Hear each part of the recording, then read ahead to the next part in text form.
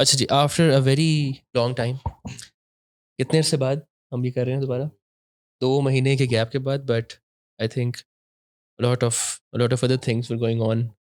काफ़ी सारी और मसरूफियात, लेकिन शुक्र है कि टाइम मिल गया हमें दोबारा। और आज हमारे साथ मौजूद हैं इमरान खाकवानी साहब। खाकवानी साहब एक सीनियर और कॉम्पिटेंट काउंसल हैं, और हमारे नॉमिनी हैं for the elections of district bar for president, इंशाल्लाह।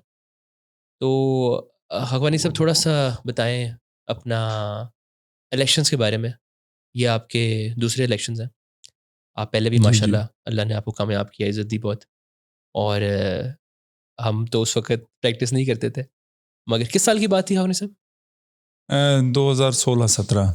16-17, हाँ, जी। 17 में हमने स्टार्ट की थी। तो थोड़ा-सा बताएँ कि कैसा एक्सपीरियंस रहा पहली बार, और अब उसके बाद दूसरी बार को भी ज़रा टच करें। एक्सपीरियंस तो बहुत अच्छा रहा।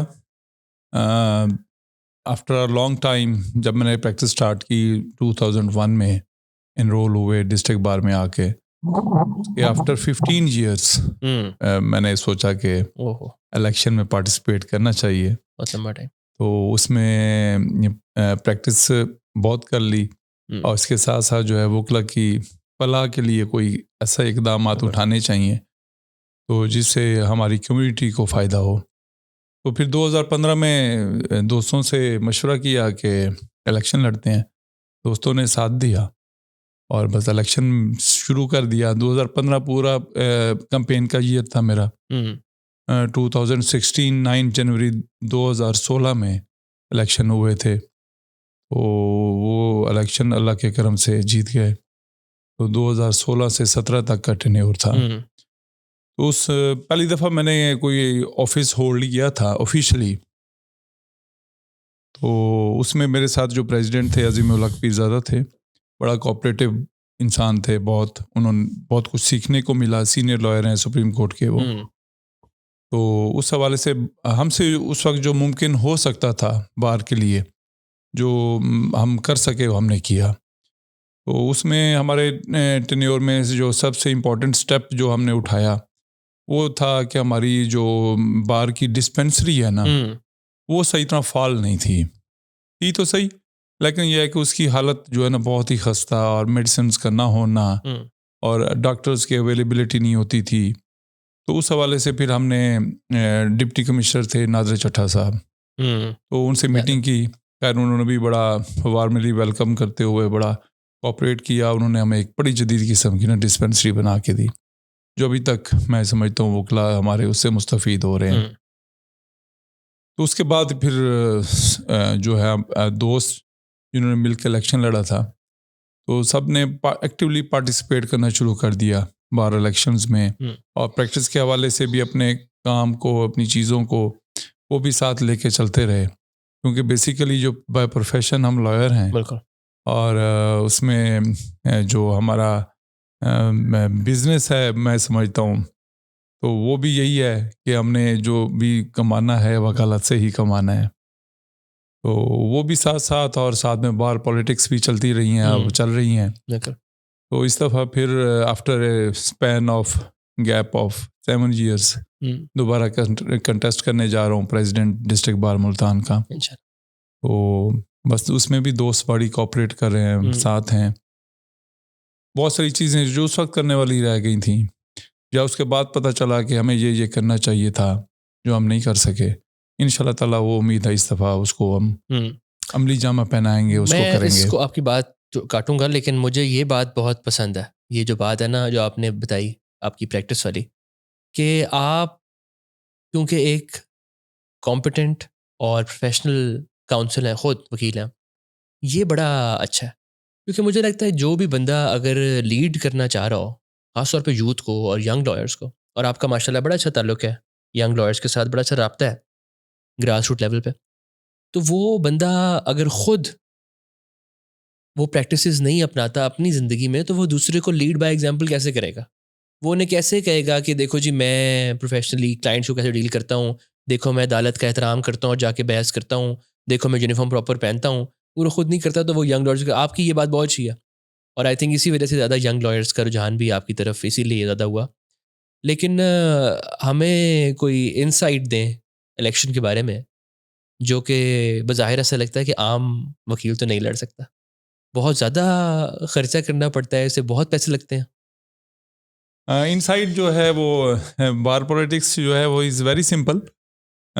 इसमें ना आप एक तो पहले तो आप तहिया करें कि आपने वाकई उसमें पार्टिसिपेट करना है और सिंसियरली उसको लड़ना है जाके। तो उसके साथ साथ आपका एक ये फैसला और दूसरा आपके जो ग्रुप ऑफ फ्रेंड्स हैं जो आपके इर्द गिर्द हैं, क्योंकि अकेले तो इंसान, मैं समझता हूँ कि ठीक है प्रैक्टिस तो मैं अकेले कर सकता हूँ, लेकिन जो दूसरी सोशल एक्टिविटीज़ हैं वो अगर एक टीम की सूरत में की जाए तो वो ज़्यादा अच्छे तरीके से होगी, उसका रिजल्ट भी ज़्यादा बेहतर मिलेगा। इसी तरह इलेक्शन जो होता है वो भी एक टीम की सूरत में लड़ा जाता है। तो उसमें अगर आपका कोई ग्रुप ऑफ फ्रेंड्स अच्छा है, वो आपके साथ सिंसियर हैं, वो आपको लड़ाना चाहते हैं, जिस तरह आप लड़ रहे हैं, वो ख़ुद को भी ये समझें कि मैं भी कैंडिडेट हूँ और मैंने ही उसी तरह इलेक्शन लड़ना है जिस तरह मेरा दोस्त इमरान खाकोनी लड़ रहा है या कोई हादी अली चट्ठा लड़ना चाह रहा है, तो फिर तो आप, मैं समझता हूँ, क्लिक कर सकते हैं। बार पॉलिटिक्स है, पॉलिटिक्स आपको पता है कहीं भी हो पॉलिटिक्स होती है, तो वहाँ मफादात की गेम होती है। अब मफादात हर बंदा सबसे पहले अपने आगे रखता है। तो उस हवाले से मैं ये कहना चाहूँगा कि सबसे पहले आपको फोकस्ड होना चाहिए। फोकस आपको पता है ये हो कि मैंने अपने इलेक्शन को लेके किस तरह चलना है, अपने दोस्तों के मिजाज को समझते हुए उनके मिजाज के मुताबिक चलना कैसा है। दूसरा, दूसरों की बातों को आपने एब्जॉर्व कैसे करना है, क्योंकि डिफरेंट किस्म की मतलब है कि आप जब कैंपेन पे जाते हैं डिफरेंट किस्म के क्वेश्चंस किए जाते हैं आपकी पर्सनैलिटी पे, आप पे कोई ऐसी बातें आप में इतना स्टेमिना ज़रूर हो कि उन बातों को जो है ना आप एब्जॉर्ब कर सके और उनको ज़रा कूल माइंडली उनको हैंडल कर सके और जवाब दे सकें। बड़ा सब्र चाहिए होता है। हाँ जी। आज ये जो इलेक्शन हमारा बाहर का इलेक्शन होता है, ये आम जो इलेक्शन होता है हमारा लोकल बॉडीज़ का या नेशनल लेवल पे जो पॉलिटिक्स है उससे ऑल टुगेदर डिफरेंट है। आपने एक वकील से वोट लेना है और वकील हमारे माशरे का, मैं समझता हूँ, सबसे जो है ना समझदार जो बंदा होता है वो वकील होता है। तो वो बंदा आपको वोट दे, क्यों दे, वजह उसके पास कोई रीज़न होनी चाहिए ना आपको वोट देने की। वो रीज़न आपने पैदा करना है अपने अंदर कि वोट दे वो आपको। उसके लिए मैं सबसे पहले जो मेरे यंग लॉयर्स हैं, जो छोटे भाई हैं, बच्चों की तरह हैं, मैं उनको ये कहना चाहूँगा जब वो प्रोफेशन में आते हैं ना, पाकिस्तान में ये प्रोफेशन थोड़ा सा शुरू में हार्डशिप दिखाता है, मुश्किल है शुरू में। बहुत ज़्यादा हार्डशिप दिखाता है। हम आए थे, अहमद तो इस साल की इनरोलमेंट है, मैं भी 6 साल है मेरा, मैं उसको यंग लॉयर्स में तस्वर करता हूँ और बहुत ज़्यादा मुश्किलात हैं। लेकिन आपकी एक बात मैं उस पर ये कहना चाहूँगा कि आपने जो जिक्र किया कि वो कोई वजह होनी चाहिए अगर आपने लॉयर से वोट लेना है। हमारे यहाँ तो बहुत ज़्यादा ये आंसर मौजूद नहीं है कि हम बरादरी पे और हम दोस्ती पे और हम उसके मुंह को वोट दे दो और आप उसके मुंह को वोट दे दो और मैं क्योंकि वहाँ से उसका मिलने वाला हूँ तो दे दो। हमारे यहाँ तो बहुत कह लें कि अनफेयर तरीके से या अनफेयर ग्राउंड्स के ऊपर वोट मांगा जाता है। जिस तरह आप बात करते हैं इक़दामात की, आप बात करते हैं मैनिफेस्टो की, वो बात तो बहुत कम होती है, बल्कि वो तो हमारा तो मजाक उड़ता है। हमारे ऊपर तो जोक भी है जब वो कहते हैं कि वो एंटर होते हैं और वो कहते हैं अस्सलाम वालेकुम जी, request for vote and support, और फिर वो रिक्वेस्ट जो है वो और तरह से है, वो किसी और बुनियादों पे है। उसकी बुनियाद या बेसिस आपका एक्शन या प्लान या आप क्या एग्जीक्यूट करेंगे पावर में आके या क्या एम लेके आते हैं वो बहुत कम है। आपको लगता है ऐसे? आपकी बात मैं एग्री करता हूँ किसी हद तक, बल्कि काफ़ी हद तक। लेकिन ये है कि इसमें आपका जो सबसे पहले मैं ये समझता हूँ कि आप जब कचहरी में एंटर होते हैं ना, तो वो आपका घर से ज़्यादा मैं समझता हूँ कि वो आपका घर है। घर में हम कम टाइम गुजारते हैं, अपने कचहरी में, कम्युनिटी में, कोर्ट्स में हम ज़्यादा टाइम गुजारते हैं और खुशी गमी का साथ देते हैं जी, खुशी गमी में। और हमारे ये बार इलेक्शंस ही हैं जिन्होंने हमारी यूनिटी को कायम रखा हुआ है। सुबह हम 8 बजे से लेके 3 बजे तक या 4 बजे तक कचहरी में रहते हैं। तो हमें बार का हर मेंबर जो है, जहाँ भी मिलता है, वो हमें ऑब्ज़र्व कर रहा होता है, आपकी हर मूवमेंट को, आपकी हर चीज़ को। सबसे पहले तो मैं ये समझता हूँ कि आप अपनी साथ को ना पॉजिटिव रखें। पॉजिटिव रखें। दूसरा, आपको पता होना चाहिए कि मैंने बिहेव कैसे करना है अपने दोस्तों के साथ। कोर्ट में जाके मैंने अपने जज के जब आर्गूमेंट्स करने हैं या अपना केस जब पुट अप होगी फाइल, तो मैंने उस पर मैंने आर्गूमेंट्स कैसे करने हैं, बात कैसे करनी है, और जज का जो रिएक्शन है या एक्शन है उसको ऑब्जॉर्व कैसे करना है। ये चीज़ें ना आपके एक इमेज बनाती हैं बिल्कुल। पूरी बार में। दूसरी, आप प्रेजेंटेबल हों, यूनिफॉर्म के मामले में आप टू दी मार्क हों, आपकी नोट सही लगी हुई हो, आपके यूनिफॉर्म सही हो, नीट एंड क्लीन हो। तो ये चीज़ें ना आपको एक दिन पे करेंगी बिल्कुल। डेफिनेटली, चाहे वो फिर बार इलेक्शंस हों या कोई भी बिल्कुल आपकी ऐसा। वो एक्टिविटी हो।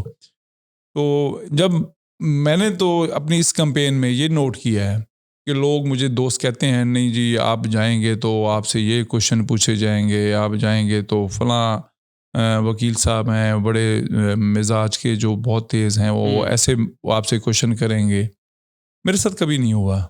अब मैंने कई बार ये सोचा, यार मेरे साथ क्यों नहीं हुआ ऐसा। मुझसे ऐसे क्वेश्चन जो मुझे दोस्त कहते हैं कि वो इस तरह के सवालात होंगे आपको, या वो इस तरह रूड बिहेवियर देगा, मुझे आज तक किसी दोस्त ने, किसी कोलीग ने रूड बिहेवियर नहीं दिया। क्यों?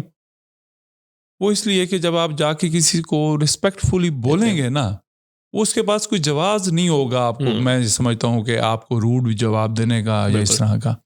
तो it's depend all upon you कि आपने अपनी रिस्पेक्ट पहले तो खुद करनी है। और आप इज्जत देंगे तो इज्जत लेंगे। जब आप अपनी रिस्पेक्ट करेंगे, डेफिनेटली आप दूसरे को रिस्पेक्टफुली बुलाएंगे। तो फिर ये चीज़ें जो होती हैं ना, जो अभी आपने बातें की हैं कि वो पूछते हैं आपका फ़लाँ चीज़ क्या है, तो ये मुझे जी फ़लाँ जो है चीज़ें आपके पीछे ग्रुप कौन सा है, तो आपके पास फाइनेंशियली क्या हालात बिल्कुल, हैं, आप बिल्कुल। इलेक्शन लड़ सकते हैं, ये सेकेंडरी चीज़ें हो जाती हैं।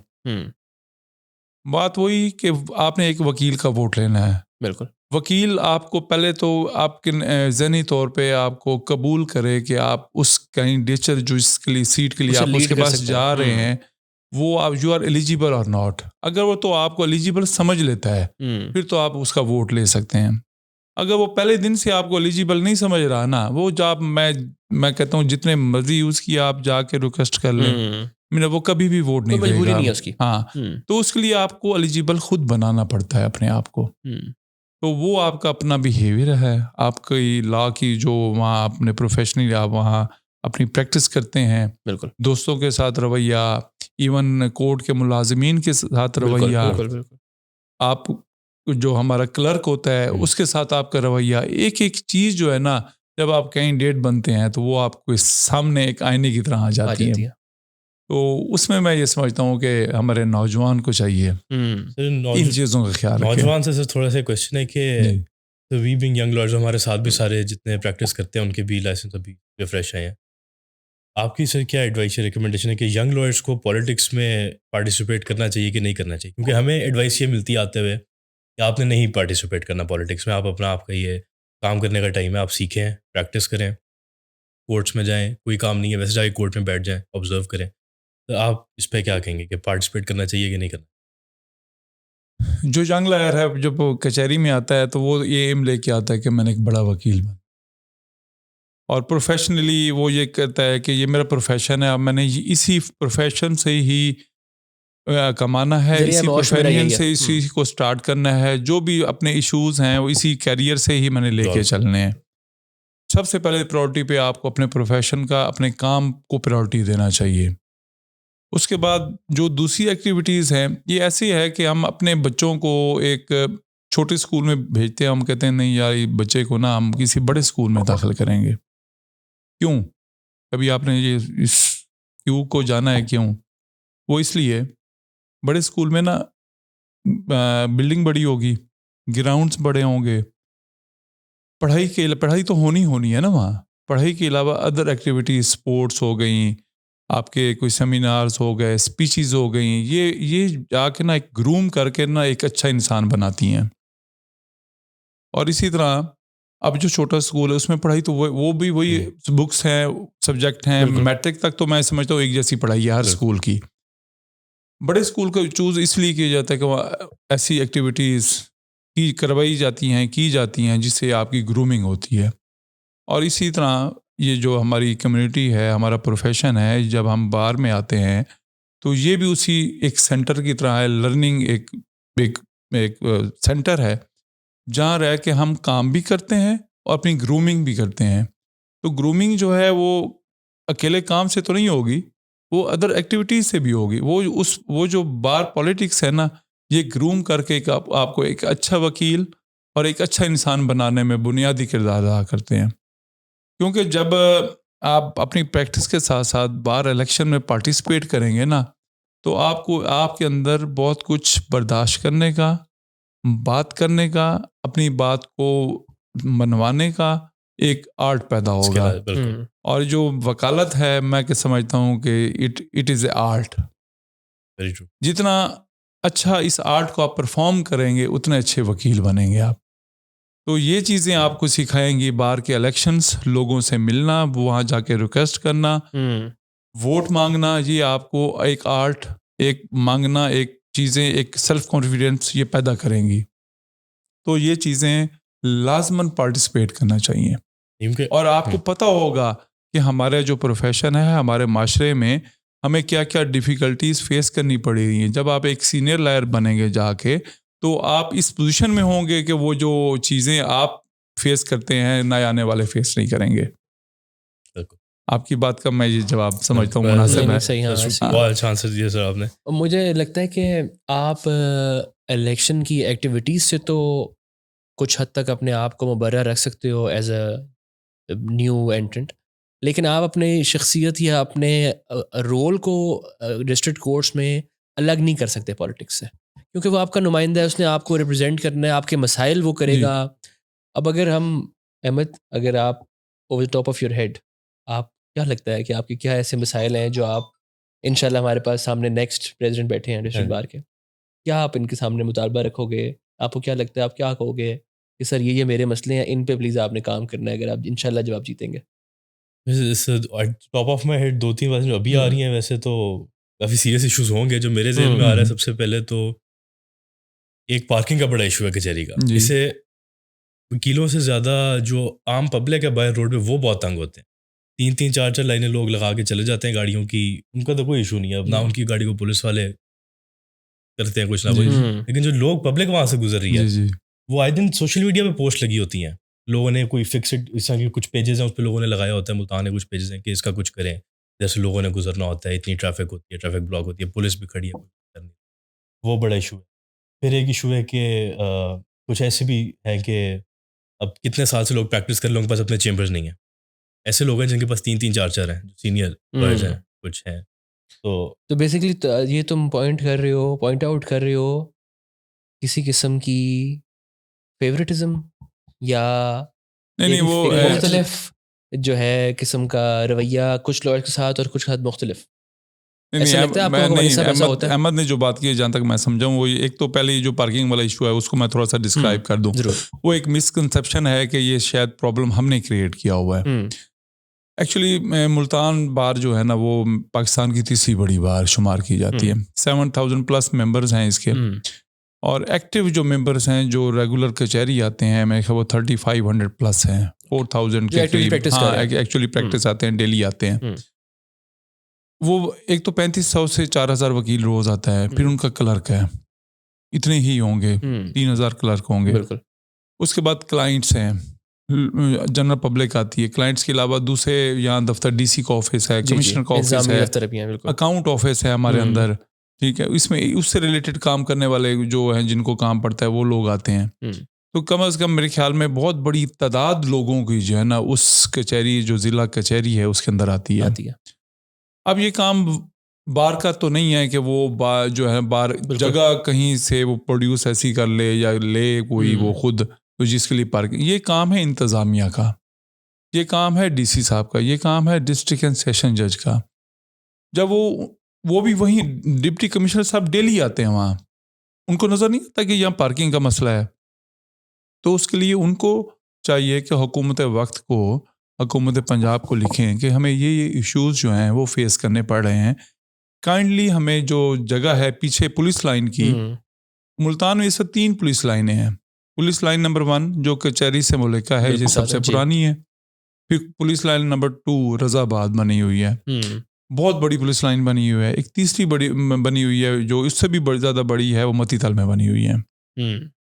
अब सारी की पूरा का पूरा पुलिस लाइन का जो सेटअप है पुलिस का, वो रज़ाबाद में शिफ्ट हो चुका हुआ है। अब यहाँ जो है सिर्फ इतनी बड़ी जगह जो है वो मेरे ख्याल में काफ़ी कनाल्स, मुझे नहीं अंदाज़ा, मतलब एक बहुत बड़ी तादाद है कनाल्स की। इतना बड़ा एरिया है वो जो इस वक्त पुलिस लाइन नंबर 1 मुल्का कचहरी के वहाँ CPO साहब और दीगर जो हैं SP हजरात वहाँ बैठते हैं, कोई 8-10 होंगे। तो उनके लिए मेरे ख्याल में एक बिल्डिंग ही काफ़ी है, अगर वो 5-6 मंजिला बना दी जाए। अब बाकी जगह जो है वो कचहरी को दे दी जाए। एक्चुअली ये सारी प्लेस है तो गवर्नमेंट की, पब्लिक की है ना, अब पब्लिक की सहूलत के लिए है ना। ये किसी SCPO की जागीर है, ना ये किसी डिप्टी कमिश्नर की जागीर है, ना डिस्ट्रिक्ट सेशन जज साहब की, ना डिस्ट्रिक्ट बार की। एक्चुअली जितने भी इदारे हैं अवाम की सहूलत के लिए बनाए गए हैं।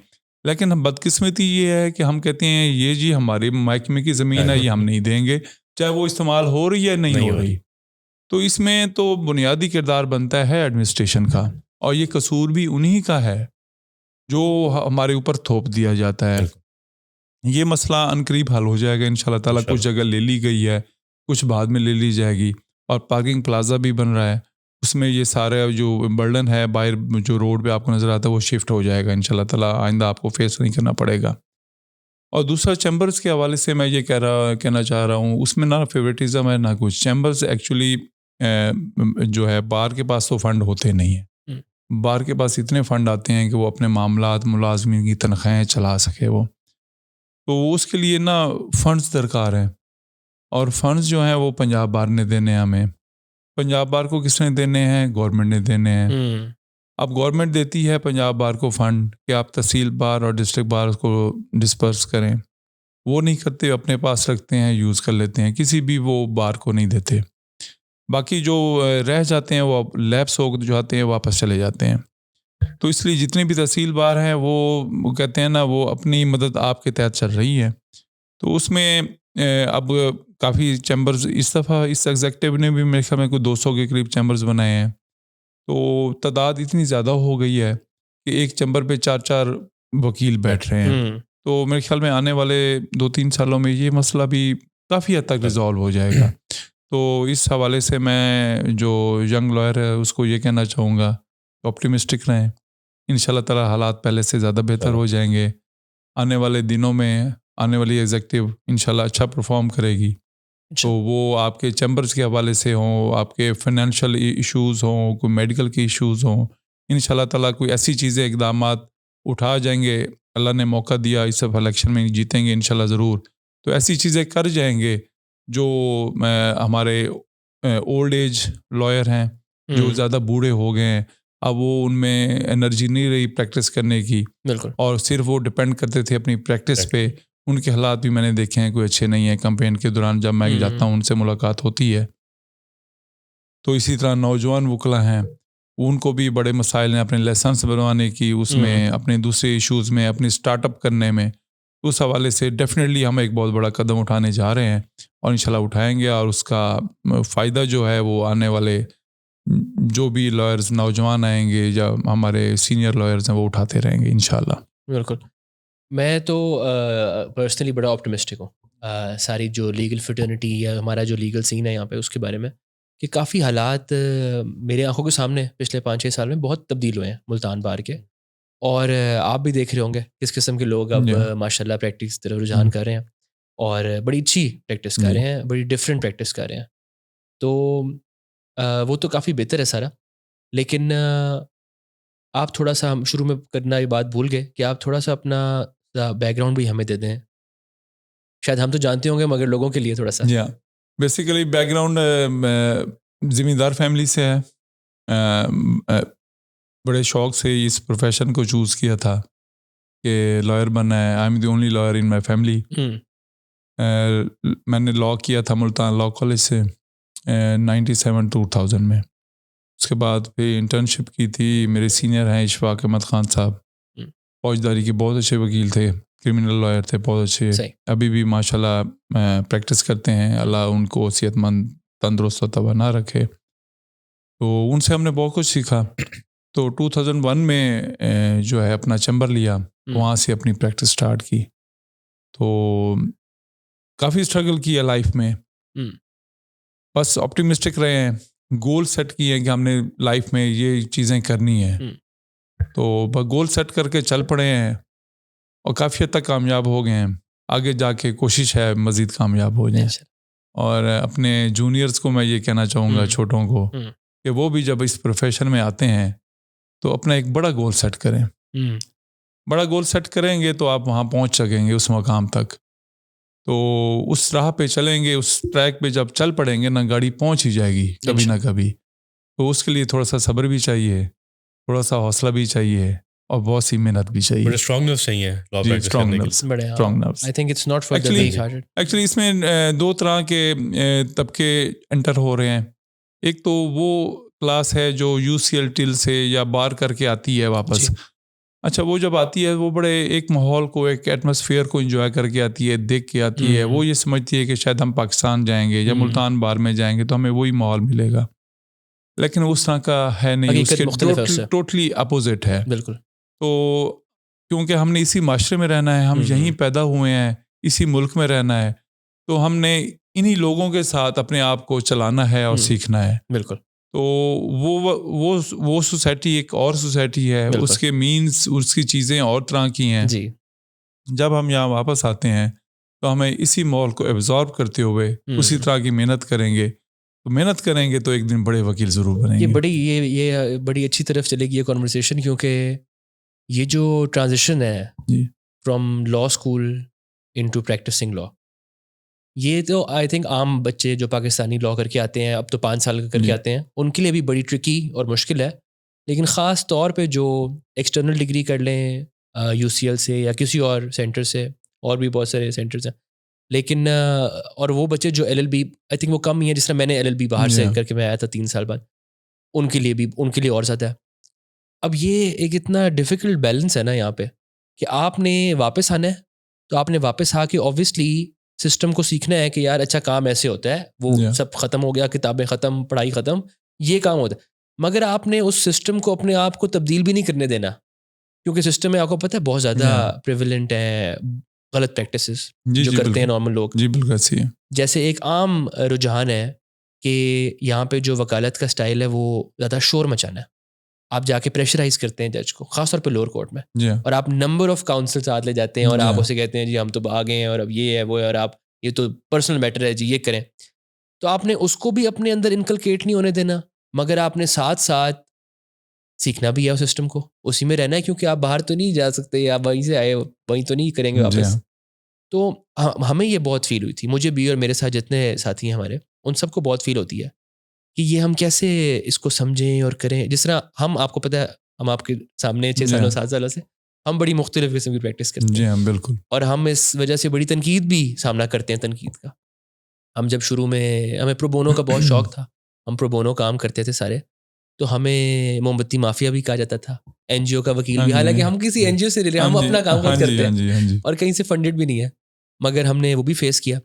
मेरा ख्याल से सोसाइटी को या इर्द गिर्द के माहौल को आपको डिक्टेट ना करने दें कि आपने काम कैसे करना है और क्या करना है और क्या नहीं। जैसे ये बड़ा, आई थिंक बड़ा अनफेयर है जो हमने एक इमेज बनाया है ना लॉयर का, कि एक वकील है तो वो ऐसे ये चीज़ें नहीं कर सकता, उसको अलाउड नहीं है, जो कि नॉर्मली अलाउड होती हैं। और उसको एक ख़ास हमने बॉक्स में पुट किया है, जिस तरह हमने जेंडर रोल्स पुट किए हैं कि वकील है तो ऐसे ही एक्ट करेगा और ऐसे ही बात करेगा। और यंग बच्चे अक्सर बेचारे जो आते हैं वो ये सीखते हैं इर्द गिर्द और कहते हैं मैंने तो ऐसे रहना है और सख्त रहना है क्योंकि मैंने भी बड़ा वकील बनना है। तो वो बड़ा, मुझे लगता है चेंज हो रही हैं चीज़ें और होनी चाहिए। यंग बच्चों को बताना चाहिए कि आप कॉम्पिटेंस पे, काबिलियत पे, पढ़ाई पे, अपने मेहनत पे ज़्यादा फोकस करें और बड़ा खुशाइंद होगा आप जैसे लोग इंशाल्लाह अगर हमें रिप्रेजेंट करेंगे तो ये हम सब यंग लोगों के लिए बहुत खुशाइंद होगा और हमें बड़ा फ़ायदा होगा इंशाल्लाह। वैसे आप एक चीज़ ऐड कर, जरूर इंटरेस्टिंग एक स्टोरी थी मेरे पास। मेरे लाहौर में है करीबी दोस्त प्रैक्टिस कर रहे हैं, वो एक लोअर कोर्ट में पेश हुए तो उनका जज साहब ने उनको चेंबर में बुला लिया किसी वजह से। उनके साथ एक दो उनके सीनियर लॉयर भी थे। तो जज साहब ने, एक लाहौर के काफ़ी फेमस एक लॉयर नाले तो उन्होंने, जज साहब ने अब बड़ी जो है अपने आप को पोस्ट करते और पावर समझते हुए बताया कि मैंने उन फलाने वकील साहब के खिलाफ इतने फैसले बड़े, उन्होंने बताया कि ये बड़ी अचीवमेंट है मेरी, इतने मैंने फैसले दिए। आपको पता है वो तो टांग मार के चेंबर में घुसाते हैं। तो वो एक फ्रेश ग्रेजुएट, वो उसका लाइसेंस भी अभी आना है कुछ टाइम में। वो ये सुन के कि ये एक अचीवमेंट है एक जज के लिए कि वो उस लॉयर के खिलाफ, तो वो अब या तो उससे ये पिक करेगा कि मैंने भी यही बनना है कि टांग मार के मैंने अंदर जाना है, या मैंने ये नहीं बनना, मैंने जो है ना इससे डिफरेंट हो के मैंने मेरिट्स पे आर्गुमेंट्स करने। असल में ना एक्चुअली सूरत हाल ये है कि सोशली जो माशरा है ना वो हम पे इफ़ेक्ट बहुत ज़्यादा करता है जहाँ हम ग्रूम करते हैं। हमारा ये सब कॉन्टिनेंट का जो खित्ता है ना, एक्चुअली ये शुरू से ही हम लोग ना पावर के ज़्यादा पीछे चलते हैं, मतलब है कुछ बदमाशी की तरफ, ताकतवर लोग बंदे के पीछे ना हम झुकते हैं। ऐसी है। तो इसकी अगर आप हिस्ट्री उठा के देख लें, ये इसी तरह है। तो क्योंकि हम वही लोग हैं, वही देखते आ रहे हैं, घर का माहौल, वो चीज़ें सब कुछ। तो जर सी बातें हम पढ़ लिख गए, ये टाइम लगेगा, इट विल चेंज, ये चेंज हो जाएगा एक दिन आहिस्ता आहिस्ता, क्योंकि जनरेशन टू जनरेशन अब गैप आ रहा है, तेज़ी से आ रहा है। तो वो जज साहब ने जो अभी आपने जो बात की, कि वो बात की उन्होंने जी मैं अपने आप को ताकतवर शो करने के लिए जी मैंने वो देखें जी फलां वकील था, वो ये एहसास महरूमी है, मैं ये समझता हूँ। ये जो है ना, मैं क्या कहते हैं, काउंटर करने के लिए, हाँ काउंटर करने के लिए कि वो किसी ज़माने में जब वो वकील रहे होंगे एलिवेशन से पहले, तो वो उस वकील को जिसका कह रहे थे कि वो बड़ा ताकतवर था, मैंने उसके खिलाफ फैसले दिए हैं, तो उसको बहुत बड़ी चीज़ समझते होंगे वो। तो वो बनना चाह रहे होंगे कि मैं काश मैं भी उस तरह बन सकूं, लेकिन वो एलिवेट होके जब जज बने तो उन्होंने फिर उस फ्रेम ऑफ माइंड में जाके वो जो काम किया, जो भी फैसले दिए, मेरिट भी दिए होंगे डेफिनेटली। तो लेकिन वो मतलब जब उन्होंने ये बात की, अपने आप को वो उस एहसास महरूमी को ख़त्म करने के लिए उन्होंने ये इज़हार किया। तो ये ऐसा ऐसा चेंज होगा, ये अभी भी बहुत ज़्यादा प्रिवेल करता है हमारे हर जगह, हर प्रोफेशन में, हर सोसाइटी में, हर जगह। कि हम पहले ये किसी ज़माने में, आज से 20 साल पहले देख लें कि प्राडो, ये बड़ी गाड़ियों को हम बड़े इम्प्रेसिवली देखते थे। अब एक छोटा सा बच्चा भी उसको देख के ना इम्प्रेस तो नहीं होता, दिल में हेटर्ड ज़रूर करता होगा, अच्छा ये हम एहसास महरूमी का शिकार ज़रूर होता होगा। तो ये चीज़ें अब आहिस्ता आहिस्ता चेंज हो रही हैं, माशरा अब दूसरी तरफ चल पड़ा है। अब जो जनरेशन है ना नई, वो ये बॉदर नहीं करती है, वो ये देखती है कि आप सक्सेसफुल कितने हैं लाइफ में, बिल्कुल प्रोफेशनली कितने सक्सेसफुल हैं। तो इसलिए हमें ना प्रोफेशनली सक्सेसफुल बनना पड़ेगा किसी भी प्रोफेशन में, चाहे हमारी वो वकालत है, या इंजीनियरिंग है, चाहे डॉक्टर है। तो उसमें हमें जो है ना पीक तक जाना पड़ेगा। इंशाल्लाह ताला हम जाएंगे। यंग जनरेशन जो है, नए बच्चे हैं, उनसे बड़ी उम्मीदें वाबस्ता हैं। तो बड़ी हार्ड कोर, हार्ड वर्किंग किस्म के बच्चे हैं, मैंने देखे हैं। तो वो पहले वाला जो दौर था हमारा, कि हमने एम होता था चलो या बीए कर लेंगे, कहीं जॉब कर लेंगे, अब वो सोच ख़त्म हो गई है। अब हर बच्चा जो है ना वो चाहता है कि मैं कोई इंजीनियर बन जाऊँ, कोई सॉफ्टवेयर इंजीनियर बन जाऊँ, कोई मैं बड़ा वकील बन जाऊँ। तो अब वो प्रोफेशनलिज्म की तरफ चल पड़े हैं। Hope for the best. आज आपसे यही मैसेज हमें दिलवाना था। जी जी, यंग लॉयर्स को बड़ा ज़रूरी था, बड़े अच्छे तरीके से आपने पोर्ट्रे किया। हाँ जी, बस मैं यही कहूँगा कि अपने गोल सेट करें, गोल सेट करके लाइफ को गुजारें। किसी भी जगह है ना, अपने चीज़ों को लाइन अप करें, अपनी लाइफ को, कि मैं अपनी लाइफ में ये स्टेप उठाने हैं, तो उसकी तरफ चल पड़े, निकल पड़े। मैं गारंटी के साथ कहता हूँ आप पहुँच जाएंगे, श्योर यू विल। अगर आप बिल्कुल उसके साथ एम लेके चलेंगे ना, तो उसके लिए एम जब लेके चलेंगे तो एक तो शौक भी पैदा होगा, फिर लोग भी पसंद करेंगे, लोग कहेंगे भी सही कि ये जो है ना अहमद आ रहा है, ये हादी आ रहा है, ये इमरान आ रहा है। मतलब ये जब आप सक्सेस स्टोरी अपनी बनाएं, आप बस पेरेंट्स ने आपको पढ़ा लिखा के बना दिया है और प्रोफेशनल लाइफ में भेज दिया है, तो अब अपना नाम, अपने पेरेंट्स का नाम रोशन आपने खुद ही करना है। बिल्कुल। आखिर में हकवानी साहब थोड़ा सा टच कर दें, बार और बेंच के ताल्लुकात इस वक्त बड़े रेलेवेंट है, जी। ये इशू जो हमारा इशू हुआ लाहौर में भी, उसको ज़रा सा टच कर दें कि ये क्यों बढ़ते जा रहे हैं, बर्दाश्त का मादा कम हो गया है या ये कोई और इसमें आंसर है, कोई ज़्यादा डीपर बात है जो हमें नहीं फील हो रही, मगर वकला के लिए जो है वो जगह बड़ी तंग होती जा रही है। और हम जिस तरह हम ऑफिसर ऑफ द कोर्ट हैं और हमने असिस्ट करना है ऑनरेबल कोर्ट को, हमारे उस रोल को और हमारी जो रिस्पेक्ट है उसको बड़ा ख़तरा इस वक्त लाक है। इस पे थोड़ा सा अपने व्यूज़ ज़रूर दें। इसमें मैं ये कहना चाहूँगा, इसमें ना चाहे वो जज साहबान हो या वकला साहबान हो, उसके लिए ना ग्रूमिंग की, ट्रेनिंग की बहुत ज़रूरत है हमें। जब एक सिविल जज भर्ती होता है ना, तो उसके लिए उसको प्रॉपर ट्रेनिंग होनी चाहिए कि जब वो कोर्ट रूम में बैठा है, अगर कोई साइल आ गया है या एक वकील ऑफिसर ऑफ द कोर्ट उसको पेश हुआ है, उसने बिहेव कैसे करना है, ये सारी चीज़ है बिहेवियर की। और दूसरा कि आपने कोई ऐसी बात, डेफिनेटली कभी ना कभी कोई ऐसी बात ना हो जाती है जो बाइस से तनाज़ा बन जाती है, तो उसको हैंडल कैसे करना है आपने। तो उसके लिए एक तो हमें चाहिए कि इदारा जब कोई प्रोफेशनल लॉयर को वो फील्ड में भेजता है, प्रोफेशनल लाइफ में जाता है, तो पीछे से ग्रूमिंग उसकी ऐसी होनी चाहिए, उसको पता होना चाहिए कि मैं जा रहा हूँ तो मेरी जो राइट्स हैं और आगे अदालत जो है उसको मैंने प्रेजेंट कैसे करना है, तो डेकोरम का कैसे ख्याल रखना है, एक तो उस पर काम होना चाहिए। दूसरा ये है कि हमें अपनी ईगो जो है ना, ईगो को थोड़ा सा बिल्कुल साइड पे रखना चाहिए, क्योंकि हमने क्लाइंट्स का केस करना है, क्लाइंट्स को केस जाके प्रेजेंट करते हैं, जब आप गुस्से में आ जाएंगे, इमोशनली हो जाएंगे, एक तो क्लाइंट का नुकसान होगा, अदालत का वक्त ख़राब होगा, और दूसरा हमारा इदारे तबाह होना शुरू हो जाएंगे। तो उसके लिए जो एडमिनिस्ट्रेटिवली तौर पे जुडिशरी को कंट्रोल कर रहे हैं, उनको भी मैं समझता हूँ कि ऐसा होना चाहिए कि जब कोई तनाज़ा पैदा हो तो वो बार के रिप्रेजेंटेटिव हैं उनको बुला लें, जिस जज साहब के साथ तनाज़ा हुआ है उसको बुला लें, और बैठ के जब टेबल पे दोनों को बुला के प्यार से बात कह देंगे, मेरे ख्याल में ये मामले कभी नहीं बढ़ेंगे। ये मामलात उस वक्त बढ़ते हैं जब ऐसा नहीं किया जाता।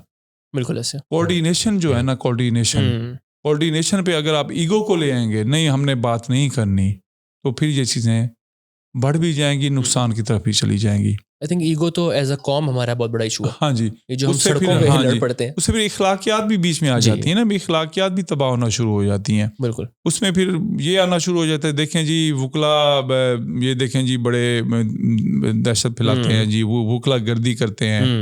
इसी तरह हम अगर कोई जज साहब ऐसी बात कर देते हैं, रूड बिहेवियर देते हैं, तो हम कहते हैं जी देखें जी फलां जज ये अदलिया जो है बड़ी वो रूड हो गई है, लेबल कर देते तो हैं, हाँ cancel लेबल करते कर हैं देते हैं। तो इसमें दोनों तरफ रेसिप्रोकली दोनों को जो है ना रोल अदा करना पड़ेगा, और वो बेहतर तरीके से हो रहा है। लेकिन कभी कभी ऐसे तनाज़ात पैदा हो जाते हैं, तो जिनको मैं ये समझता हूँ टेबल टॉक के ज़रिए ठीक किया जा सकता है। अदरवाइज़ अगर हम ईगो और इस बना लेंगे और टेबल टॉक नहीं करेंगे, हम कहेंगे नहीं इस पे हमने बात ही नहीं करनी, तो फिर ये मसाइल बढ़ जाएंगे।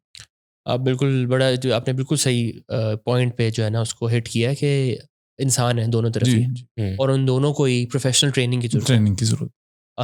आम मेरे ख्याल से ये तो इवन ब्यूरोक्रेट्स को भी ज़रूरत है, जिस तरह वो भी अफसर शाही जिस तरह अपने दफ्तरों में बादशाह बन के बैठे होते हैं, उस तरह की बात यही है कि सबको ट्रेनिंग प्रोफेशनल हो, ताकि वो अपने डिस्प्यूट रेजोल्यूशन पे काम कर सकें, अपने बाकी एथिक्स पे, वर्क एथिक्स पे काम कर सकें। हम बिल्कुल सही कहा। तो एंड में ये बताएं कि हमारा दफ्तर आपको कैसा लगा? बड़ा ज़बरदस्त है जी, बड़ा हाईली इम्प्रेसिव। मैं तो एंटर हुआ हूँ तो बड़ी हर चीज़ अपनी जगह पे ज़बरदस्त है, और इस माहौल जो है वो भी बड़ा आपके मिजाज के मुताबिक है जनाब। लगता है ये हादी अली चट्टा साहब की बिलोंगिंग्स है। Very good, very good. बस हम भी यही कोशिश कर रहे हैं कि हम जरा जो है ना माहौल चेंज करें, वकालत का वो जो एक हमने ट्रेडिशनल बनाया हुआ है ना, बस ये इस सिलसिले को जारी रखिएगा इंशाल्लाह। तो मैं ये समझता हूँ ये एक वाइटल रोल प्ले करेगा बहुत सारी चीज़ों को, नौजवान नस्ल को, हमारे प्रोफेशन को, या उससे रिलेटेड दूसरी भी चीज़ें हैं, तो ये चीज़ें होती रहनी चाहिए। और सीखने का अमल जो है वो जारी रहता है, वो कभी ख़त्म नहीं होता। बिल्कुल, प्रैक्टिस हाँ, चाहे डॉक्टर कभी की हो या वकील की हो। मैं ये कहूँ कि मैं अब 70 साल का हो गया हूँ तो मैंने बहुत कुछ सीख लिया, लेकिन अभी भी मेरे अंदर सीखने की गुंजाइश है, बिल्कुल सही कह रहे हैं। तो सीखते रहना चाहिए। नहीं, बस। इंशाल्लाह हाँ जी। आप हमारे इंशाल्लाह अभी नेक्स्ट सदर होंगे, तो आपके साथ और इंशाल्लाह। आपकी रहनुमाई के अंडर इंशाल्लाह। हमने बहुत सारे और काम करने हैं। बिल्कुल करने हैं, जिस तरह आपने भी मिलके रिसेंट करेंगे। ट्रेनिंग में हाँ हमारी जी, इतनी बिल्कुल मावनत करेंगे। की हेल्प की, जी। आगे भी इंशाल्लाह ट्रेनिंग्स इंशाल्लाह, कराएंगे, चीज़ें इंशाल्लाह, कराएंगे। इंशाल्लाह। मैं इनकी ज़रूरत है, मैं इस फेवर में हूँ कि जो है ना पर्सनल ग्रूमिंग, डेवलपमेंट, हाँ, बिल्कुल पर्सनल डेवलपमेंट, पर्सनैलिटी बहुत ज़रूरी डेवलपमेंट है। बहुत ज़रूरी है। पर्सनैलिटी डेवलपमेंट होगी तो हमारे इदारे भी ठीक हो जाएंगे, बिल्कुल। हर चीज़ सही ठीक हो जाएगी। बिल्कुल सही कह रहे हैं। बस बहुत अच्छा लगा कवानी साहब से जी, बात थैंक करके, यू वेरी मच। और Thank you हम very तो much. वैसे भी रोज़ाना करते हैं आपसे Same बात, here. लेकिन बाकी लोगों के लिए और यंग हाँ जी। वकला के लिए बहुत अच्छा है कि वो अपने नुमाइंदों को, अपने जी। नॉमिनीज को जाने, जी। उन्हें पता हो कि वो जी। किसको वोट दे रहे हैं, और बड़ा सोच समझ के वोट दें। बिल्कुल ऐसी, ये कौम जनरली नेशनल असेंबली के वोट्स भी ऐसे दे देती है, बिल्कुल ऐसी, तो ये वाले भी बिल्कुल। बहुत ज़रूरी है कि जी जान हाँ, के दें। जी बहुत हाँ। शुक्रिया। Thank you very much, Cavani thank साहब, यू, बहुत थैंक यू। शुक्रिया। थैंक्स।